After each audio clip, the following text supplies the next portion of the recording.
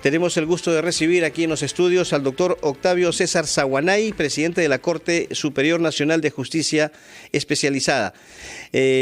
En esta corte se ventilan, ojo, casos emblemáticos y que generan, digamos, mucho interés, mucha repercusión en la opinión pública. Tenemos el caso de Susana Villarán, el caso Ollantumala, Alejandro Toledo, Cocteles, Martín Vizcarra, etcétera. Y además está ya culminando su gestión. Doctor Saguanay, bienvenido aquí a RPP. Gracias por su visita.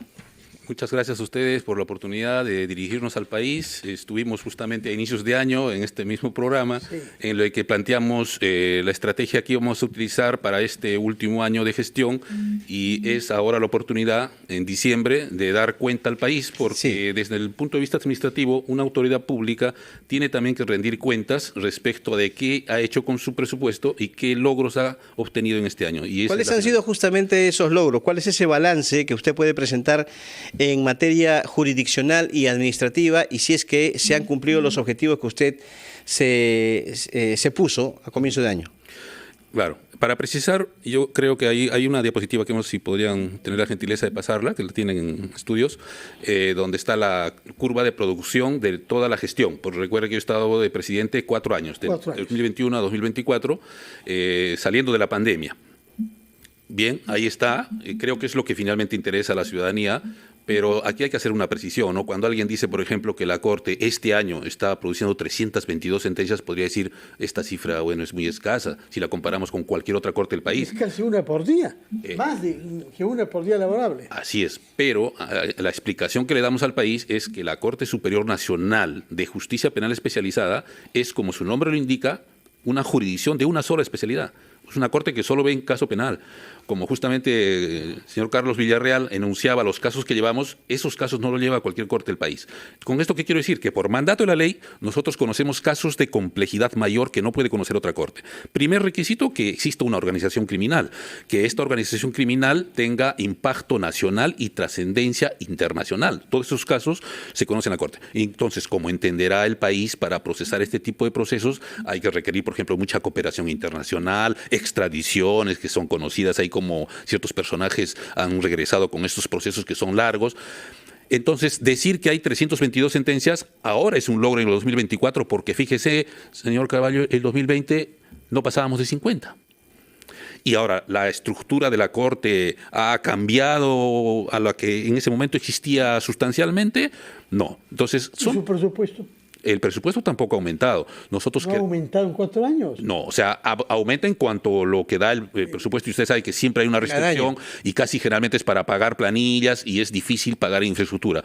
Nosotros como Corte, menos mal, tenemos proyectado dentro del Poder Judicial que se nos inaugure un local que lamentablemente este año no ha podido concluir, pero debe estar concluyendo el próximo año, que es nuestro ex local de la Avenida Uruguay, que es un local moderno que debe estar inaugurándose ahí. Pero ahí esta cifra muestra de manera elocuente la progresión exponencial que se ha dado. Muy bien. Ahora, hay casos emblemáticos y la opinión pública se forma una opinión en base, en buena cuenta, a ellos. Lástima por los otros 320 que ustedes han decidido a lo largo del año.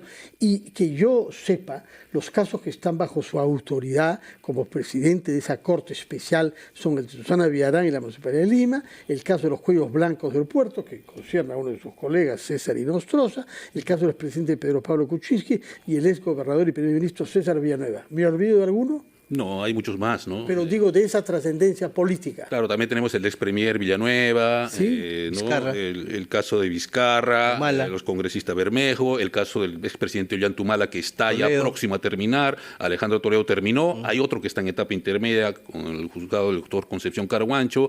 Entonces, lo que yo quiero plantear es lo siguiente. Se criticaba al Poder Judicial de que no procesaba óptimamente estos casos de crimen organizado. Pero ¿qué es lo que ocurría? De que la constelación de casos, Lavallato, en su momento, el Ministerio Público planteaban que eran más de 70 casos, si no me recuerdo, 70 casos. Pero el problema es que al Poder Judicial le ingresa su responsabilidad en la medida que un fiscal acuse, porque ahí recién el juez tiene que hacer una etapa intermedia y luego pasar a juicio.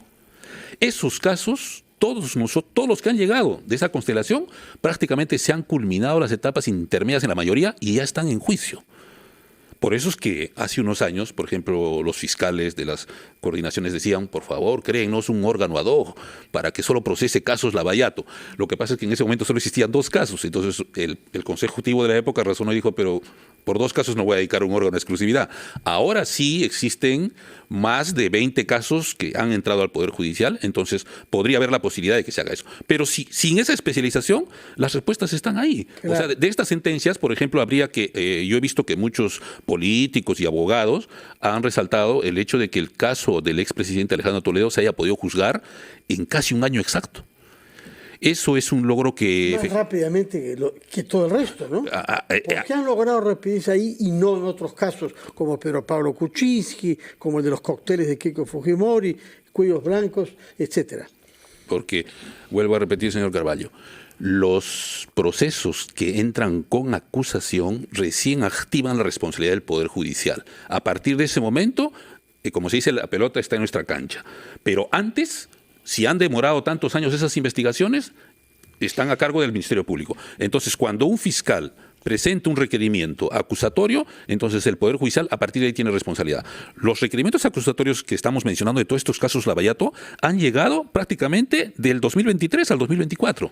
Y ya tenemos, por ejemplo, una sentencia, está a puertas de sentenciarse, los primeros meses debe sentenciarse el caso del expresidente Ollanthumala. Primeros meses del próximo año 26. Sí, porque ya están en los alegatos finales. Doctor Saguanay, quería aprovechar para preguntarle, ¿cuál es su opinión sobre esta serie de variantes o modificaciones que se han aprobado en el Congreso de la República sobre temas que son, diríamos, sensibles, ¿no? El tema de los plazos de prescripción, tenemos la derogatoria de la... detención preliminar, la ley contra el crimen organizado, entre otros. Le pido un minuto porque tenemos que cumplir con la pausa, los anunciantes, y regresamos para que nos brinde su respuesta. Estamos conversando con el doctor César Saguanay, presidente de la Corte Superior Nacional de Justicia Penal Especializada, aquí en Ampliación de Noticias. Volvemos. Muy bien, retornamos a Ampliación de Noticias, 9 de la mañana con 20 minutos. Estamos Fernando Carvalho y Carlos Villarreal con ustedes, conversando con el doctor César Saguanay, presidente de la Corte Superior Nacional de Justicia Penal Especializada. Le había preguntado, doctor, sobre su opinión respecto a las modificaciones legislativas que han habido, que han sido criticadas, obviamente. Tenemos el tema de la detención preliminar en caso de no flagrancia, se ha derogado, todavía no se promulga la reposición de esa figura. Tenemos también cambios en los plazos de prescripción, en la ley de crimen organizado, y esto a raíz también ayer de un pronunciamiento emitido por los magistrados de la Corte Suprema. ¿Para usted estas modificaciones han sido perjudiciales o negativas para el sistema de justicia? Muy bien, le agradezco la pregunta, pero usted mismo ha puesto una premisa que es claro diferenciar acá. La Corte Suprema es el máximo órgano de deliberación en cuanto a sala plena. Por tanto, yo suscribo y ratifico muchos de los fundamentos que están ahí, son pedidos muy razonables. Rescato, por ejemplo, el primero en que habla que el tema de la separación de poderes exige, aparte de respetar la independencia de los mismos, colaboración. Solamente así puede darse pues cumplimiento al mandato de una sociedad democrática. Entonces, fíjese, lo que acaba usted de decir demuestra que ya tienen en estas leyes 2 idas y vueltas concretas en el Congreso, es decir, donde dan una ley y luego retroceden. Crimen organizado. Esto no es una evidencia, como ha dicho el pronunciamiento de los jueces supremos, es un pedido razonable, amigable, para justamente tender los puentes de la colaboración. No es posible que la ley se dé únicamente a partir del Congreso, excluyendo a personas, entidades, la sociedad pública, universidades, colegios de abogados, que pueden opinar y tranquilamente, si se hubiese invitado al Poder Judicial a la discusión de estas leyes, les hubiera hecho saber que si se emite esa ley, por ejemplo, de la detención preliminar en casos de no flagrancia, iban a ocurrir todos los casos que han ocurrido. Perdón, permítame una aclaración. El Poder Judicial fue invitado a pedir o a dar su opinión porque en el Congreso dicen que sí. Bueno, yo sé que en el Congreso a veces piden opiniones, pero después no las hacen caso. No, el pronunciamiento de la Corte Suprema ha sido bien expreso en el sentido de que para este tipo de leyes y sobre todo aquella que se quiere modificar, por ejemplo, un código, la historia nos decía a nosotros que los congresos que teníamos en el pasado formaban comisiones revisoras con especialistas en donde también se invitaba al Poder Judicial, a los fiscales, porque eso es el pronunciamiento de la Corte Suprema fundamentalmente hace alusión a eso. Si quieres modificar una norma, tienes que invitar pues a los que están en el ejercicio aplicando esas normas. normas, ¿no? Para que den una opinión. Luego el Congreso definirá, es cierto, pero ahí, por eso yo digo, hubiera sido una prueba patente de que el Poder Judicial o el Ministerio Público le hubiera dicho, acá se van a presentar estos casos. Y entonces el Congreso yo creo que hubiera podido ahí modificar o no sacar las normas en el sentido que lo sacaron.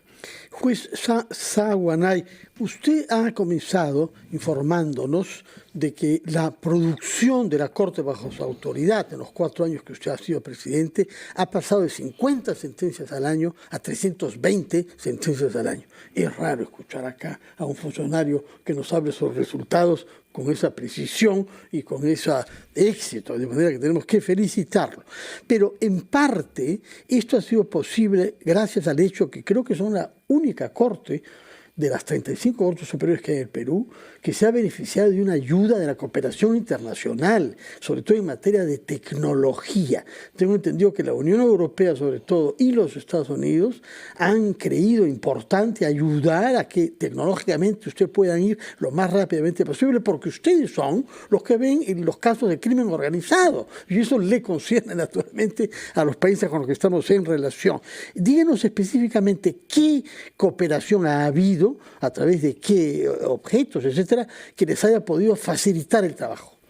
Le agradezco la pregunta que me permite también, cerrando el año y la gestión, agradecer de sobremanera a la cooperación internacional. Lo ha dicho usted, la Unión Europea, la Embajada de Estados Unidos, a través de ciertos proyectos como Abarroli, por ejemplo, que han potenciado el hecho concreto.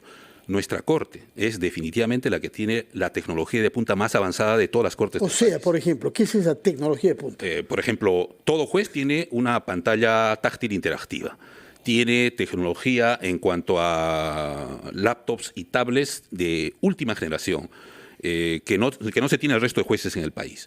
Creo que es la única ventaja que tiene un juez que llega a la Corte Superior Nacional, porque recordemos que en otros países, cuando un juez pertenece a una jurisdicción especial, le dan un bono adicional. Aquí, el juez que trabaja en la Corte Nacional no recibe ningún bono adicional por este esfuerzo que realiza en la lucha contra el crimen organizado, en el juzgar casos de crimen organizado. Entonces, la cooperación internacional entonces focaliza y dice qué corte ve casos de crimen organizado. Entonces, a partir de ahí se generan los convenios respectivos. Fíjese que el que más ha apoyado es el componente Suiza-Luxemburgo. ¿Y estos fondos de dónde vienen? Fue las cuentas que se incautaron a Vladimiro Montesinos. Entonces, la lógica de estos países es, voy a repatriar los fondos a tu país, pero tú como país tienes que asegurarme de que ese dinero vaya a financiar a las instituciones que hicieron posible esa incautación. Por eso es que a nosotros nos corresponde una buena parte de ese dinero repatriado. Doctor Saguanay, 2 preguntas muy concretas de mi parte para terminar. Hablando obviamente de la actual coyuntura que tiene que ver también con el tema judicial. ¿Usted está de acuerdo con que el Tribunal Constitucional haya resuelto que se haga público el acuerdo de Odebrecht, ya que usted nos ha hablado de casos Lavallato? Y en segundo lugar, ¿qué opina sobre este debate que se ha iniciado sobre el restablecimiento de la pena de muerte en caso de violación de menores? ¿Cree usted que es la solución a este tema? Bien. Con relación al primer tema, entiendo que al igual que dije que en el Poder Judicial hay un máximo órgano de deliberación, en cuanto al segundo tema, también diremos, para aplicar la ley hay un ente que cierra la discusión. Eso lo manejamos los abogados y jueces. ¿Quién cierra la discusión en cuanto a la aplicación de una ley? La Corte Suprema, en sus distintas especialidades. En materia penal, la Corte Suprema en materia penal. Pero si el tema es constitucional, lógicamente es una materia que le compete únicamente al Tribunal Constitucional. Por la resolución que usted me pregunta, si ha sido emitida en el ámbito de su competencia constitucional, nosotros como jueces simplemente tenemos que acatarla. Ahora, con relación a la última pregunta, no sé. La pena de muerte. Con relación a esa discusión, todos sabemos ya cuál es el sentido que tiene un jurista que ve que se replantea este tema a nivel de justicia o supranacional. ¿Cuál es ese sentido, por favor, para que la gente lo entienda? El sentido es que este tema ya ha sido resuelto, es decir, no se puede retroceder en esta discusión. Eso es lo que se afirma desde el punto de vista jurídico. Que hay ciertos países que en algún momento tengan la posibilidad de que quieran salirse de ciertos pactos, de ciertos convenios, por supuesto que es una decisión del país, es una decisión soberana, pero la discusión actual no va por ahí.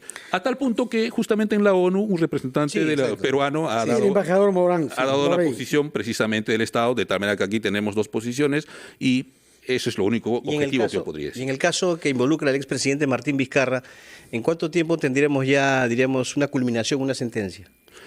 Yo entiendo que esa sentencia debe darse el próximo año porque por la cantidad de procesados que hay, es un proceso que debe acabar incluso mucho antes que lo que se terminó el caso del expresidente. ¿Próximo año Alejandro qué mes, Toledo. más o menos, aproximadamente? Es que cada vez que doy esas cifras, a veces uno puede pecar ¿Un cálculo de la primera mitad o la segunda mitad?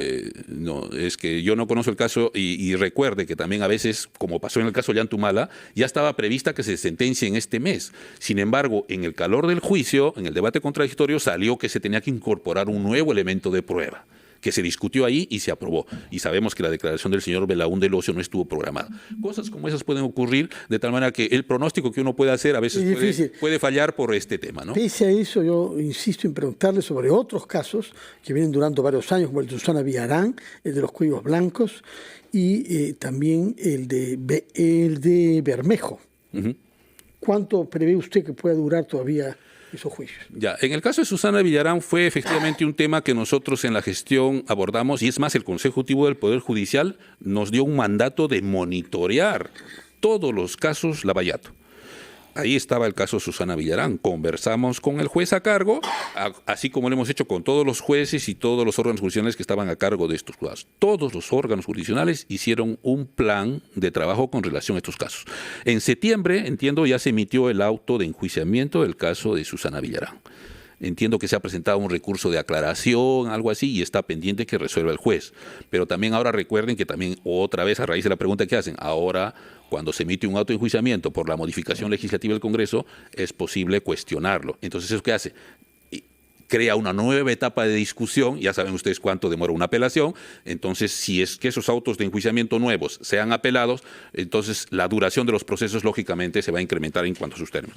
Muchas gracias, juez Saguanay. Realmente es raro recibir a un funcionario que al término de su mandato de 4 años viene acá a rendir cuentas y nos presenta cifras que son contundentes sobre la eficacia en hacer justicia, para que los ciudadanos sepamos que no hay complacencia y tampoco hay dilación innecesaria. En fin. Yo le agradezco, y justamente estamos a las puertas de celebrar nuestro 6º aniversario, que es este 30 de diciembre, y agradecer el esfuerzo y trabajo de todos los jueces y trabajadores de nuestra Corte Superior Nacional. A usted, señor Saguanay, muchas gracias por estar acá, y mi saludo a sus colegas, y le deseamos un feliz fin de año y feliz año 25 a usted y a todos sus colegas jueces de nuestro país. Muchas gracias por su presencia y muy buenos días.